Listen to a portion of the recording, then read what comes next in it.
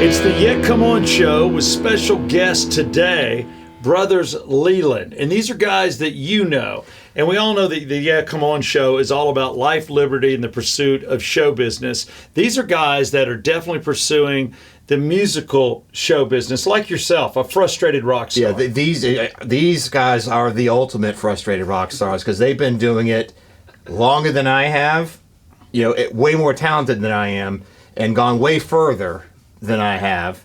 But even still, they haven't, quote unquote, made it big, but they've been trying for over 30 years. So these are the ultimate frustrated rock stars. It's the first time we've had two guests on the Come On Show. So I'm flanked by chairs everywhere. Yeah. But, I've thought about putting a couch here, more like the Johnny Carson, because if you can't tell, I'm Johnny, this is Ed. I think Johnny was a decent-looking dude, but you're better looking than Ed. I would have to agree with you there, yeah. Yeah, and you don't have the weight problem I would say I'm better looking than you. Is that too much, or did I say that out loud? It's just laughable. Oh, laughable. My God, that's funny. Maybe we should leave it in the comments. We'll leave it in the comments. Tell us what you think. You know what? The good news is I was hot when I needed to be hot. I was humorous, and I got laid a lot, and then I shut it down. 419, I shut it down. And I imagine you're on like 12, 14? I'm working my way 15. Up into the double digits. Are you really? Do you think you've had sex with over 50 people being married twice?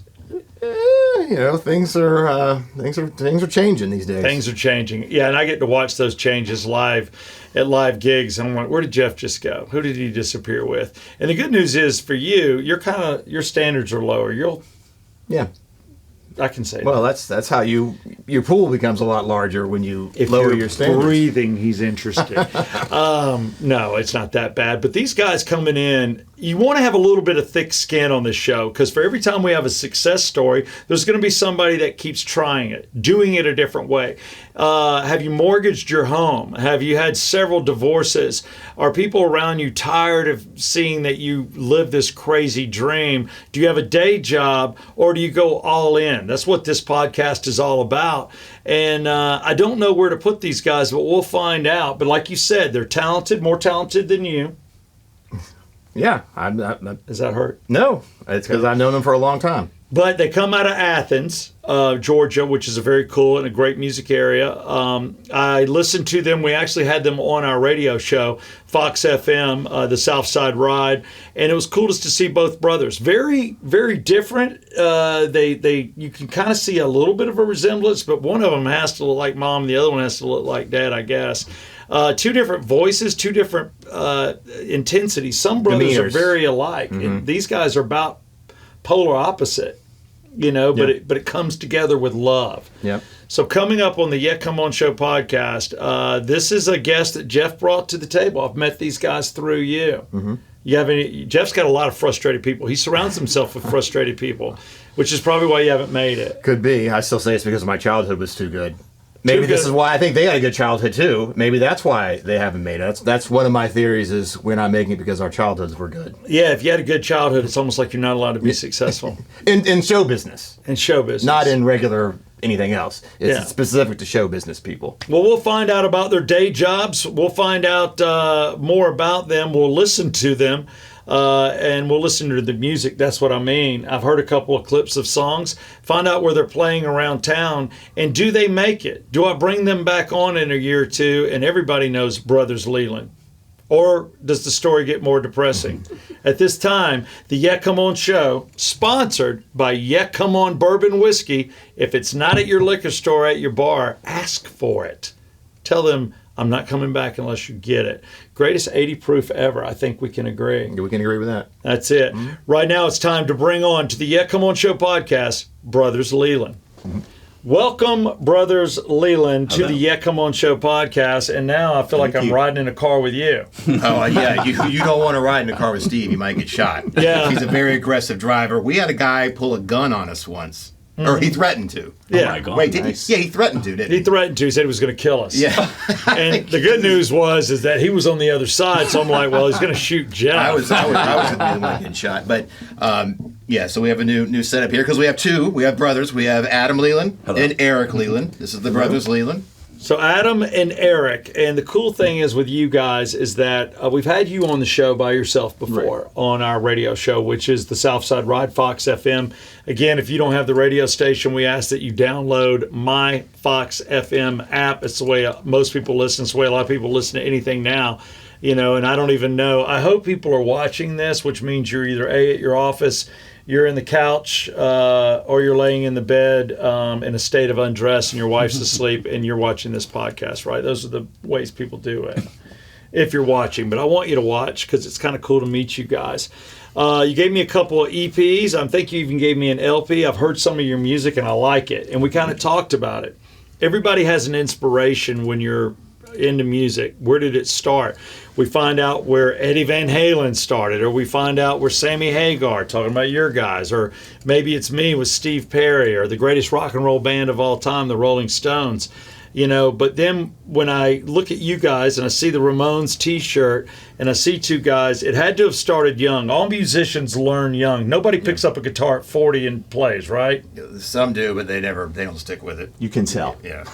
You can tell. So Brothers Leland, give us the background right now, because these guys are throwing a ton of spaghetti at the wall, but there's been a lot of stains. That's for sure. We started very young. Yes, we started music. Our mom and dad, happy childhood, by the way. Yes, mom and dad, and they're still together. Of course, they were there for the real deal, the original rock and roll. They were there for the real deal. Passed on that love to us. When you say the real deal, you talking 60s or 70s? I'm talking the 50s. Oh, yeah, I'm thinking Ray Charles. They were there for Buddy Holly. Yeah, So I felt like when we first started playing, when he got the bass and the guitar, we were kind of blues purists in a way at that So he's point. a bassist. I was the guitar. And we played in the basement, and we had a sort of a succession of drummers, and we kind of went through them like tissue because they get bored very easily because blues is a very simple kind of music. All you need is brushes, right? Yeah, that's what indeed. In the 80s era, they wanted to do, Van Halen and Rush, and we're like, we'd like to do this Bob Dylan song that's a 12-bar blues, and they'd be like, I think you got the wrong drummer. I want to bang on the drums. I want to wear my gloves. I want to twirl stick and throw my hair around, man. Exactly. And that's drummers with the cage. They'd bring the cage to our basement. We know that wasn't going to work. Oh, they wanted to set up the Neil Peart. Yeah, and indeed, when we got the Stone Souls together in 1989, Luke Wampler, who I think we'd started with, and we circled back around to him, we agreed to complicate things up a little bit if he'd agreed to take a few drums away and be a little simpler. We'll take it up a notch. You lose 5 of those. Exactly. What band did you name? Because obviously band names are important, and people talk about it, and it's always funny. And you guys have gone with your last name, Bon Jovi. You look at all Van Halen. Van Halen. Yeah. So, but Brothers Leland, for you, what was your first band name when y'all put it together? This would be the Stone Souls was the name of the band. Was the first real band. Stone Souls. The Stone Souls. That was our band that actually played Georgia Tech and the bars around Tech. Well, you were playing a 40 watt. You were playing in and then Athens. we went to Athens and played, and we had singles out and albums and got radio play, and that was like a successful for us band. Masquerade Roxy. The first band name we had was the Groovy Tubes. Was that the first one? Which was a terrible name, but there's a groove tube is a type of tube for an amplifier, and we needed a name for a teen club talent show, and we didn't have a name for the band, and it was like, okay, it's this, and we got stuck with it for about a year. And then we're like, we've got to end the Groovy Tubes. We're keeping the band, but we're changing the name. Were you in bands? A little bit in high school, briefly, but then I couldn't keep up. What were your band? Weren't you in the Pervs? Oh, I like that one. No, actually the band that I was in, which was with Chad Drummond, who just passed away recently, he had some pretty good success in Texas. We had a band called Sudden Composure. Sudden Composure. Okay. And he sounded like Chris Robinson, and this is right around the time the first Black Crowes record came out, so we did a lot of Black Crowes covers. But he was way more talented than I was, and he went on to join real bands. And well, do y'all find that you find when you're trying to make it, and I'm guessing you run across people that you're like, oh God, this dude's awesome. How do we keep this guy? How do we what do we do? This person's great. Or do you look upon yourselves as you're great and it just hasn't happened? With the Stone Souls, as I'd said before, we had sort of a Spinal Tap sort of succession of lead guitar players, and they were all good and they were all very different. It was hard to hold on to them, but I think chemistry is the important thing more so than everybody individually being brilliant. It's the chemistry that comes together. If you put your eggs, I think, in another person's basket, you're in trouble, though. I think that probably is the case. I should point out, because 3 of the members of the Stone Souls did form a group without me afterwards, and they were quite good. The Luxury Kings did a blues band that did quite good and had some good sales overseas and stuff like that. So I thought maybe I was, the Stuart Sutcliffe of that scenario. I love it. But that's fine. I'm cool with it because it's chemistry. What works. So you guys are playing some pretty big venues. Like, how close would you say to getting a record deal, or did you have a booking agent? Did you have a manager? Like, how far did you get with the Stone Souls? We didn't have any of that. We got a rejection letter from Sony Records, which I still have, though. So gotta frame that. They said that wasn't what they were looking for at the time. I'm still waiting. Most of it, yeah, exactly. It was all timing. That's a nice way of saying it. A lot of it it was just naivety, not knowing how to do that. We put out 3 cassettes on our own and sold them in local stores, and we played the 40 Watt, and we played the Georgia Theater, and we, got good press, but we did it all on our own, and I think we didn't understand that there was an industry that could take it to another thing. Later on, I ended up working for BMG RCA, and I was like, they're just bands. We should have sent things to everybody. We should have had a mailing list and sent everything we did out and see if somebody was unsolicited material. You got to send out unsolicited material. I think we didn't do a lot of that. You want me to point to the unsolicited material? Yes. That is our brand, because people send it out, they put it out into the atmosphere, and you wonder what's going to happen, who's going to read it, who's going to see it. But it is about life, liberty, and the pursuit of show business, which is what all 4 of us are caught up in. And you see people make it every day, and you may scratch your head, but I think the one, and I assume you don't have it, I'm jealous of no one. I have no jealousy. If you make it, I'm high-fiving you. I'm not saying should have been me. You got to run your own world, and where you go, and nobody's like the 2 of you. I assume, and what you're putting together, so you live and die by your own sword. But there comes a point to where, like the Ramones, and you're more of a punk background, we compared you two probably as a singer, a little bit of Iggy Pop. I'll take it. Yeah, and I know that he's a hero of yours, and you look at that individual, and he went live and big, and everybody knows who he is, but it's the cadence that I liked, a little bit of your voice, and you come across extremely polished. So it's just different. If you were in bunk beds, who was on the top bunk? Well, that was the me, because they let me fall off.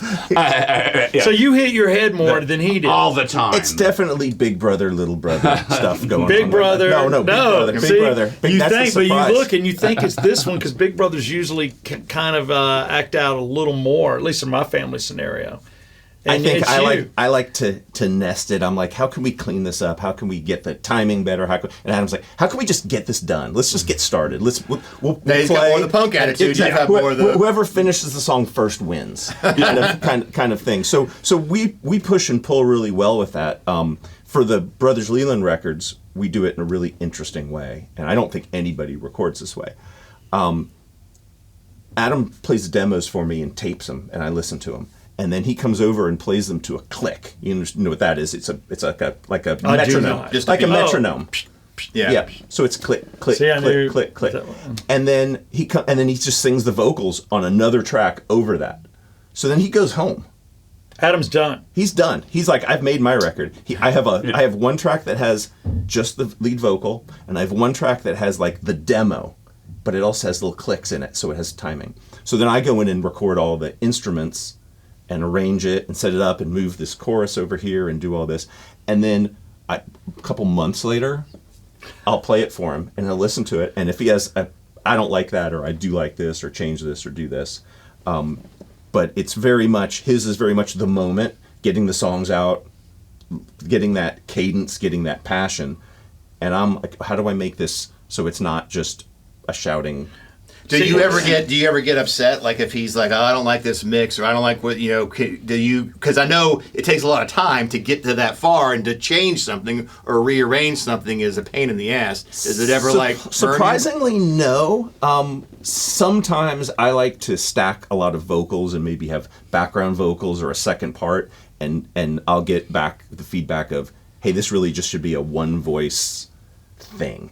Well, do you have people coming in? Because I heard the two songs, and we want to play some here on the podcast too, but the harmonies are excellent. The backup vocals are great. I would love to take any credit for that, but it's Joe Giddings. And Joe was in a band. Joe Giddings was in a band here in Atlanta called Star Collector that was like a very Beach Boys, Jellyfish, Queen, very pop, Red Cross kind of sounding power pop band. Harmonies. Harmonies. And they would do them live. But what he does on his own records is he does all the parts. Wow. So on his records, he sings the 5 harmony parts. And so I've been able to get him to come in and play guitar on songs in the past. But on this record, I was like, I really love that kind of big, like, Def Leppard, Jellyfish, Queen vocal thing that you do. I love that. I love that. And he was like, well, send me some songs. It makes a song. There are songs that you listen to, and this is nothing against anything you're doing, Adam, but there's things where I'll like a song for the chorus, and I'll stay through it just because I dig the chorus, the harmonies,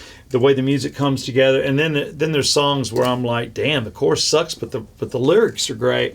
And you're just trying to find both. The songs that we could play on this podcast, is that a lot of work for you? Do you want to play? I'll play just like we do on the radio show. I'll play a clip. Well, can we do a clip right now? Yeah, they have the harmonies. Yeah. So which song? What was the harmony song that I heard on the radio? Is that off your Rock EP? and Reputation? Yeah, Rock the new Reputation album from the new Brothers Leland album. Sinner Take All. So this is brand new. I'll let you guys intro it, and I want the audience to hear a little bit of this. Absolutely. So this is the 3rd Brothers Leland album, Sinner Takes All. All the titles of our records are based on.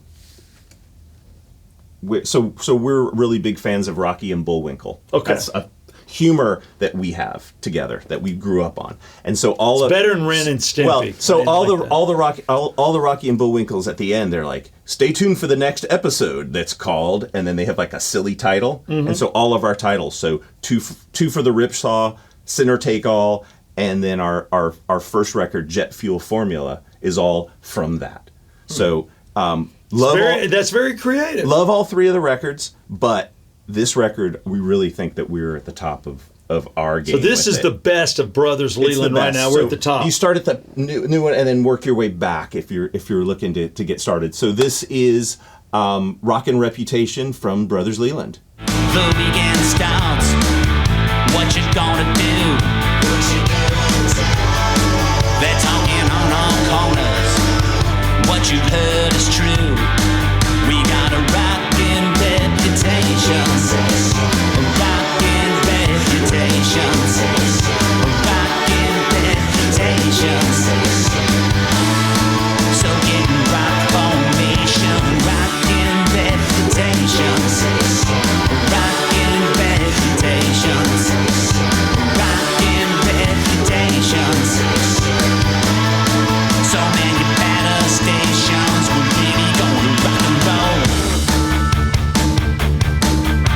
I dug that. I love that, and I hope you did too. And let me tell you, that is a song that you've never heard before, unless you're following these guys around. Yes. But that's the best thing in the world. It's like new music, and that's what reminded me of the 80s. The reason I love that decade and being a teenager during it is because for me, it's like when you're listening to the radio, and for here in Atlanta, it was 96 Rock. Yeah. It's like you're hearing Def Leppard, but you're hearing Journey, but then you're hearing some Led Zeppelin, and then all of a sudden you got Duran Duran, Hungry Like the Wolf being played, and it's like everything was all on one station, and it was all new music, and there was so much coming at us. And I basically say, my parents, your parents, the 50s was the only other time like that where you were just hit with so much. Every day there was somebody else that was worthy of all your love. And what you've just done there, to me, I think I love the Iggy Pop feel. I love the harmonies. That song, to me, could be a hit. That song, to me, could be played on commercial radio. is there an angle for you guys the way it used to be when both of us were on 88.5 where you chart on the CMJs and work your way in? How does it happen, or is everything all now just Spotify? So we did something that we hadn't done before. Is we actually hired somebody to promote us to Spotify. Okay. To do on playlists. I would say it had mixed results. I think it can work. It's difficult because everybody listens their own way. So what you were talking about, the 80s, I mean, we're definitely both 80s children, right? I mean, we bought Thriller the week it came out. We bought Men at Work when it came out. We watched Live Aid in our parents' living room. You know, we were of that time. Yeah. And everybody had a couple radio, 3 radio stations, 4 radio stations, whatever, and MTV. Right. And so you had a lot of different influences coming at you. You had soul music, you had hard rock, you had pop music, you had all of this coming at you at once, and you could kind of take from it. We take from a lot of that. And it does sort of distill into an 80s-ish sound, I think, on these records, more just because of the production, because we are doing it in the studio, and I like everything very clean. I love that Mutt Lange, Jeff Lynne. I love those guys who do that maybe clinical kind of records rather than super raw, which is why we mix well together. Because he brings a little edge. Well, so And you clean him up a Adam's little group bit. Rocksploitation was just in Memphis recording, and they recorded drums and guitar and vocal at Sun Studios. Which in is Memphis. awesome. I've been to Sun Studios. It's- How cool is that? It's the opposite of. Yeah, we did it's it live. amazing. Yeah. We get it live, but I'm like you. And it's kind of neat that maybe even Jeff and I are that way too. I'm very like you. Give me the mic and I'll go. Give me a little bit and I'll make it a lot. And I don't need a whole lot of prep. Because then when I mess up, I don't know about you, but in my industry, I know how to handle my stupidity and grabbing. And I'm not saying that's you, but there's something burning in you just where you see your two personalities even here. And I love it that y'all come together, and y'all must trip your parents out. Absolutely. Well, they've been part of what we do. Yeah, that's what is going on with Brothers Leland. It is a mixture of really cutting edge technology, like he described, and a 50s sensibility and a rock and roll sensibility. Those two things come together, I think. And you never know where you're going to strike that's what oil. It is. Yeah. Yeah. But We're trying to help yeah. you. God knows, because right now they're broke as shit. There's no money coming in from music. No money. Nothing. And the spaghetti's against the wall. It doesn't stick this time, and that's what the Yeah Come On Show podcast is all about. Jeff has made a career out of sucking.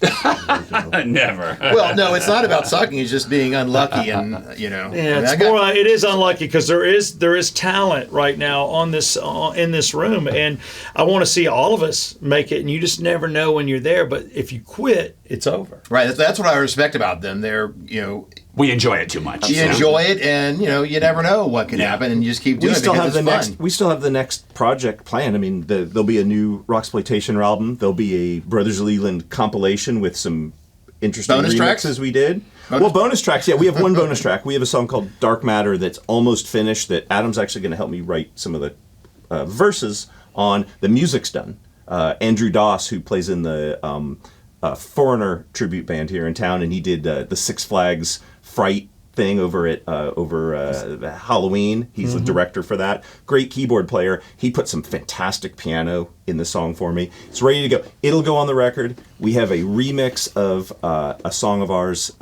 called Holy Rolling Empire that is a very kind of Duran Duran, Hungry Like the That's Wolf on the kind of new sounding album, yeah. song.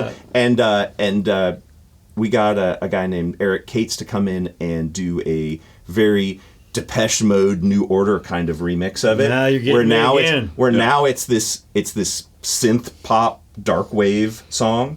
So we want to put that out.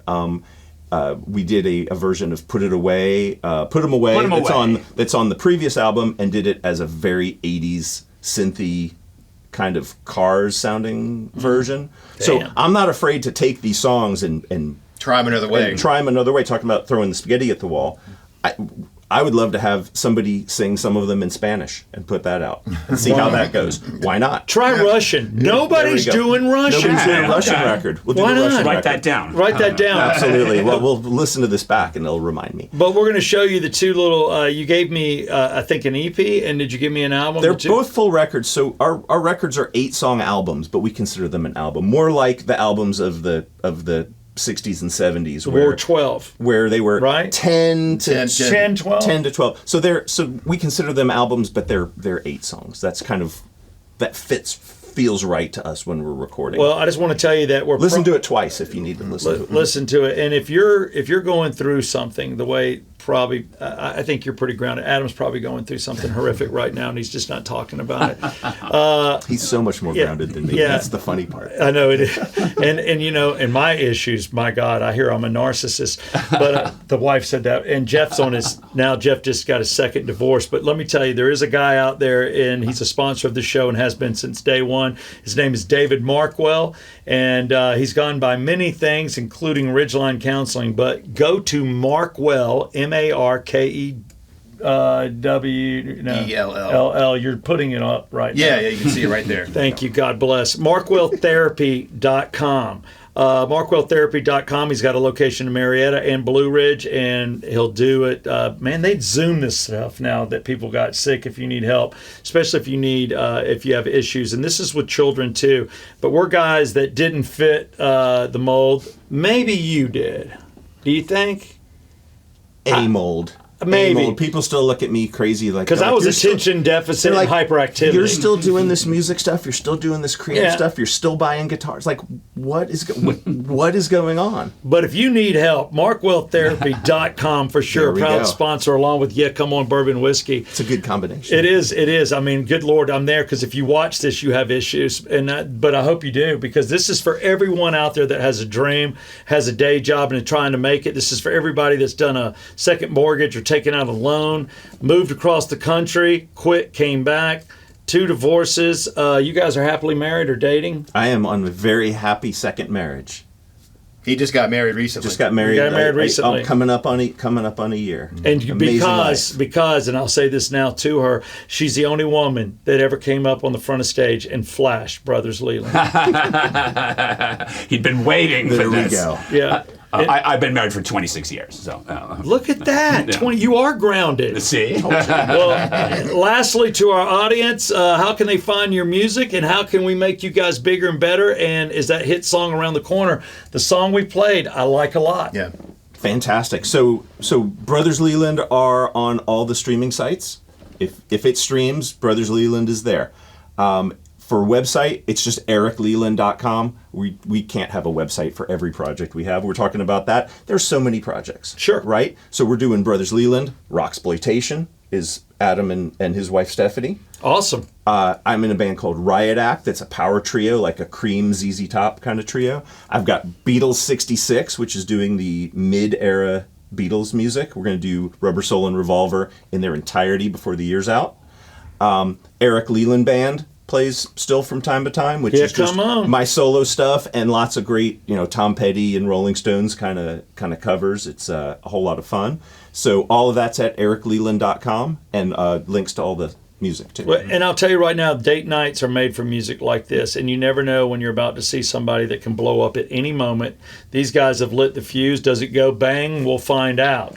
The good news is they were on the Yeah Come On Show podcast. The intensity is real. They don't give up, and that's why they're on. And you've got Adam, the younger Leland, Eric, the older Leland. They are Brothers Leland on the Yeah Come On Show. Can I get a Yeah Come On? Yeah, come on.